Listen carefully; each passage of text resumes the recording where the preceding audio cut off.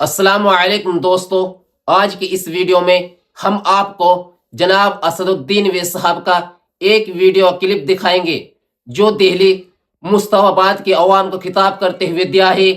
حاجی طاہر حسین کو AIMIM نے مصطفی آباد سے اپنا امیدوار کھڑا کیا ہے۔ حاجی طاہر حسین کو کورٹ نے پیرول پر 6 دن کی حراستی منظور دی ہے۔ سیکورٹی اخراجات کے لیے روزانہ 2,07,000 روپے جمع کرانے ہوں گے۔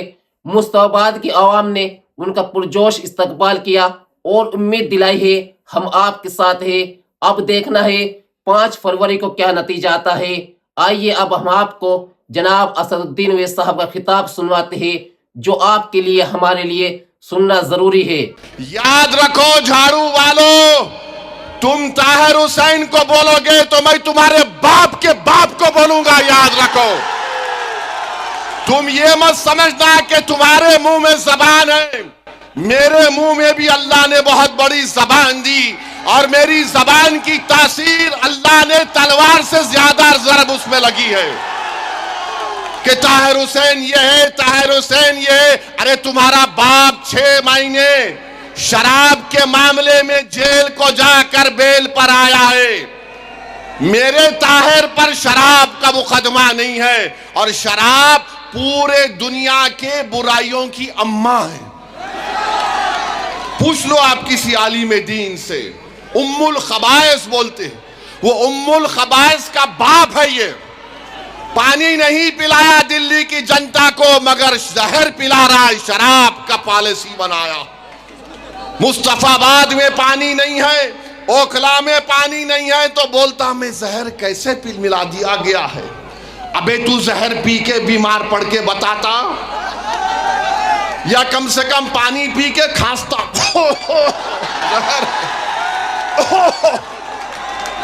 وہ بھی نہیں، مگر ہر بار ایک نیا ڈرامہ کرتا ہے۔ ارے ڈرامے میں اور جھوٹے میں تجھ میں اور مودی میں کمپٹیشن ہوگا تو کون جیتے گا نہیں معلوم۔ یہ جو عام آدمی کی پارٹی ہے، چلو بھر پانی میں ڈوب مرنا چاہیے تم کو، کہ تم رستے میں ہر جگہ پر کچرے کے انبار، گندگی، ہماری سیکیورٹی ٹیم کے لوگ، میرے پارٹی کے لوگ بولے سر ذرا دیکھ کے چلیے، کھڈا ہے اتنا بڑا۔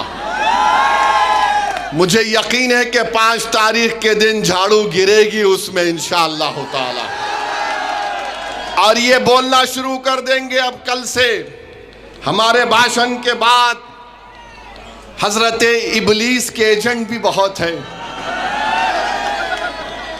حضرت ابلیس ان کے ابا بھی ہیں، نانا بھی ہیں، دادا بھی ہیں، 2 طرف سے ان کا رشتہ ہے۔ یہ کل سے شروع کر دیں گے، بی جے پی آ جائے گی۔ طاہر حسین کو ووٹ دیں گے تو بی جے پی آ جائے گی۔ پیارے، میں نہیں لڑا، نہ طاہر لڑے تو لوک سبھا میں بی جے پی کیسے جیت گئی؟ کس نے جتایا بی جے پی کو؟ آپ نے ووٹ دیا تھا لوک سبھا کے الیکشن میں بی جے پی کو؟ ہاتھ اٹھا کر بتاؤ کس نے ووٹ نہیں دیا تھا لوک سبھا میں بھاجپ کو؟ یہاں کا ایم پی کون ہے؟ یہاں کا ایم پی بی جے پی کا ہے یا مجلس کا ہے؟ پھر کیسے جیت گیا؟ تو معلوم ہوا کہ تمہارے ووٹ سے بی جے پی نہیں جیت رہی ہے، کیجریوال، سسوڈیا اور جین کے ووٹ سے بی جے پی جیت رہی ہے۔ یہ فرق آپ کو محسوس کرنا ہے، پورے دیش میں یہی حال ہے، مگر لا کے کھڑا کر دیتے مسلمان کو۔ ارے دیکھو بھیا میرے بھائی، ہم کوئی سیکولرزم کے کولی نہیں ہے۔ 50 سال سے ان ظالموں کو ہم اپنے کندھوں پر بٹھا کر، اقتدار کی کرسیوں پر بٹھا کر، ہماری لاشوں پر، ہمارے جلتے ہوئے گھروں پر، ہمارے بچوں کو جیل میں ڈال کر ہم ان کو اقتدار دیتے ہیں، سطح دیتے ہیں، اور ہمارے بربادیوں کے محل پر بیٹھ کر اپنا محل تعمیر کرتے ہیں، اور اس کے بعد بولتے ہیں کہ طاہر حسین یہ ہے، فلاں ہے۔ کب تک آپ ان باتوں کا شکار ہوں گے؟ آج ہمارا وطن جس راہ سے گزر رہا ہے، یاد رکھو اگر تم رونے کی عادت ڈالو گے تو وقت کے فرعون ہم کو اور رلائیں گے. 50 سال سے ہم رو رہے ہیں. ارے کب تک روئیں گے مجھے بتاؤ؟ اب یہ وقت آیا ہے، تمہارے سامنے ایک دیوانہ کھڑا ہے. اگر تم میرے اس بات کو، میرے پیغام کو سمجھو گے تو آئندہ 50 سال تک ہم ان کو رلائیں گے جنہوں نے ہم کو رلایا تھا.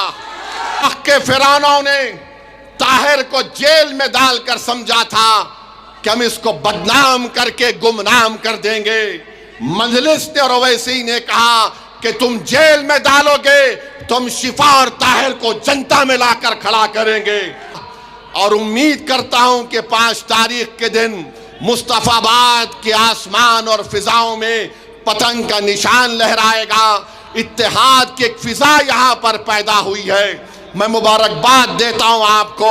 اپنے اتحاد کو مضبوط رکھیے. السلام علیکم ورحمۃ اللہ وبرکاتہ. دوستو، دہلی ودھان سبھا چناؤ کے متعلق آپ کی کیا رائے ہے؟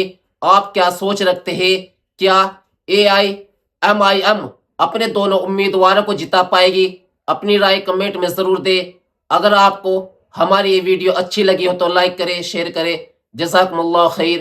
والسلام علیکم ورحمۃ اللہ وبرکاتہ.